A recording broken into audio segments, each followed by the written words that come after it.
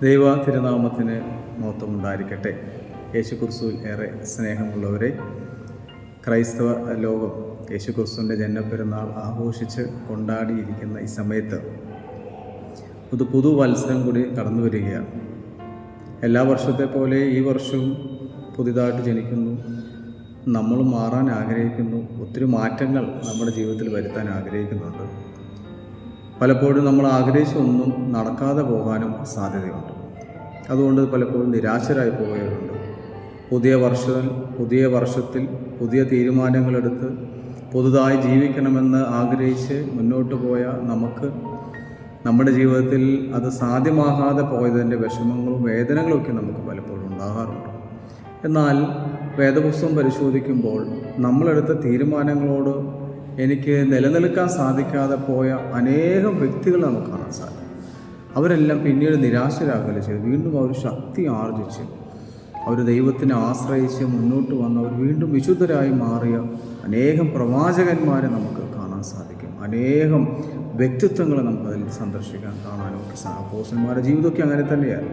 നമുക്കും നമ്മുടെ ജീവിതം പരിശോധിക്കുമ്പോൾ പലപ്പോഴും എടുത്ത തീരുമാനങ്ങളോട് വിശ്വസ്ത പുലർത്താൻ സാധിക്കാതെ, അല്ലെങ്കിൽ എടുത്ത തീരുമാനങ്ങളോട് പരിപൂർണമായിട്ട് സക്സസ് ആകാതെ വിഷമിച്ച് വേദനിച്ചിരിക്കുന്ന ദൈവമക്കളാണ്.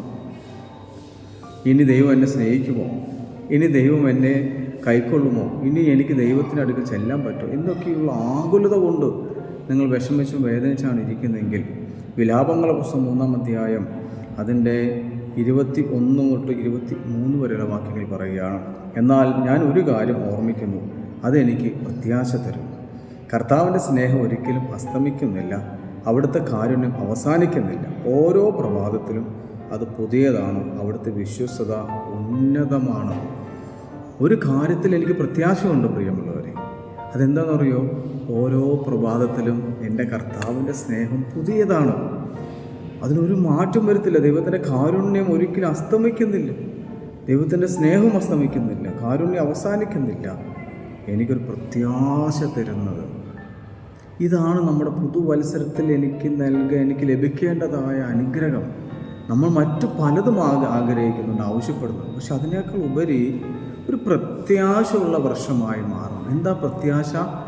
എൻ്റെ ദൈവത്തിൻ്റെ സ്നേഹം ഓരോ പ്രഭാതത്തിലും പുതിയതാണ്. അത് അവസാനിക്കാത്തൊരു സ്നേഹമായി നിലനിൽക്കാൻ നമുക്കെപ്പോഴും ദൈവത്തോട് കൂടെ ആയിരിക്കും.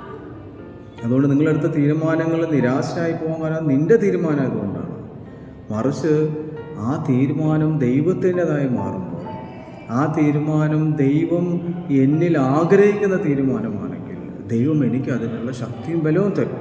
അങ്ങനെ ശക്തിയും ബലവും തരുന്ന ഒരു തീരുമാനമായി നമുക്ക് മാറുവാൻ സാധിക്കും. അങ്ങനെയാണെങ്കിൽ എനിക്ക് ഈ പുതുവർഷം ഒരു പ്രത്യാശയുടെ വർഷമായി, പുതിയ വർഷം എനിക്കൊരു അനുഗ്രഹത്തിൻ്റെ വർഷമായി മാറുന്നത്, പുതു സംവത്സരം എൻ്റെ ജീവിതത്തിൽ അനുഗ്രഹത്തിൻ്റെതായി മാറുമ്പോൾ വചനം എൻ്റെ കൂടെ വസിക്കുമ്പോഴാണ്. യേശുക്രിസ്തു വചനമാണ്. അവൻ വചനമാണ് ഈ ഭൂമിയിലേക്ക് ഇറങ്ങി വന്നു മാംസമായി തീർന്നത്. ആ വചനം എൻ്റെ കൂടെ ആയിരിക്കുമ്പോൾ എനിക്ക് സന്തോഷമാണ്, എനിക്ക് ആനന്ദമാണ്, ഒരു പ്രത്യാശയാണ്. ഇന്ന് പലപ്പോഴും പ്രത്യാശ നഷ്ടപ്പെട്ട ഒരു സമൂഹമായി നമ്മൾ മാറും. പ്രത്യേകിച്ച് ക്രിസ്ത്യാനികൾ. നമ്മളെ ഏറ്റവും കൂടുതൽ പ്രത്യാശയോടെ ജീവിക്കേണ്ടത്. നിൻ്റെ വിഷമങ്ങളും വേദനകളെല്ലാം മാറി നിനക്ക് വേണ്ടി ക്രൂശിക്കപ്പെട്ട ദൈവം ഒരു പ്രത്യാശയുടെ ജീവൻ നമുക്ക് തന്നു. നീ വിഷമിക്കേണ്ട, വേദനിക്കേണ്ട. നിൻ്റെ എല്ലാ ഭാരങ്ങളും പ്രയാസങ്ങളും ഞാൻ എടുത്തു മാറ്റി ഒരു ഉയർപ്പിൻ്റെ പ്രത്യാശയുടെ അനുഭവം നമുക്കുണ്ട്. അതുകൊണ്ട് പുതുവത്സരം അല്ലെങ്കിൽ പുതിയ വർഷം അനുഗ്രഹത്തിൻ്റെതായി മാറുമ്പോൾ ഞാൻ ദൈവത്തോട് കൂടെ വസിക്കുമ്പോഴാണ്. എൻ്റെ ദൈവം എൻ്റെ കൂടെ വസിക്കുമ്പോൾ എനിക്കെപ്പോഴും ആനന്ദമാണ്. അവൻ്റെ സ്നേഹം എപ്പോഴും ഓരോ പ്രഭാതത്തിലും പുതിയതാണ്. അവനൊന്നും മാറി നിൽക്കാതെ നിങ്ങളെടുത്ത തീരുമാനങ്ങൾ വിശ്വസ്തയോടെയാണെങ്കിൽ അവനോടൊപ്പം വിശ്വസ്തയോടു കൂടെ തന്നെ നിങ്ങൾ ജീവിക്കുക. അവനിൽ നിന്ന് മാറിപ്പോകരുത്. അവൻ്റെ കൂടെ ആയിരിക്കാൻ പ്രത്യേകമായിട്ട് ശ്രദ്ധിക്കണം. അതൊന്നും മാറാതെ എൻ്റെ ദൈവം എൻ്റെ കൂടെ വസിക്കാൻ ഇറങ്ങി വന്ന പെരുന്നാൾ ആഘോഷിച്ച വ്യക്തികളാണ് നമ്മൾ ഓരോരുത്തരും.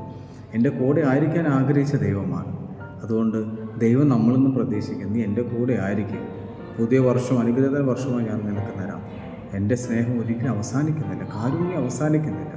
അത്രയ്ക്ക് വലുതാണ് നമ്മുടെ സ്നേഹം, ദൈവം നമ്മോട് കാണിക്കുന്ന സ്നേഹം. അതുകൊണ്ട് പ്രിയമുള്ളവരെ, പുതുവത്സരത്തിൻ്റെ ആശംസകൾ നേരുമ്പോൾ നിങ്ങളെടുത്ത തീരുമാനങ്ങൾ ദൈവിക തീരുമാനങ്ങളായി മാറട്ടെ.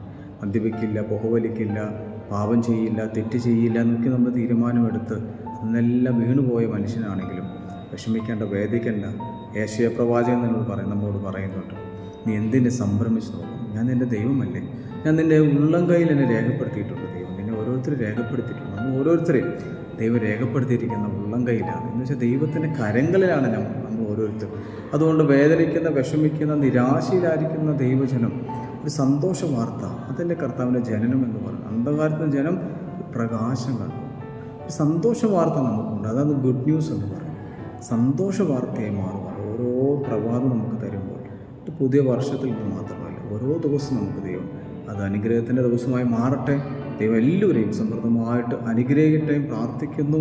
എല്ലാവർക്കും പുതുവത്സരത്തിൻ്റെ ആശംസകൾ നേരുന്നു. Wish A happy new year. ദൈവം എല്ലാവരെയും സമൃദ്ധമായി അനുഗ്രഹിക്കുകയും ചെയ്യട്ടെ.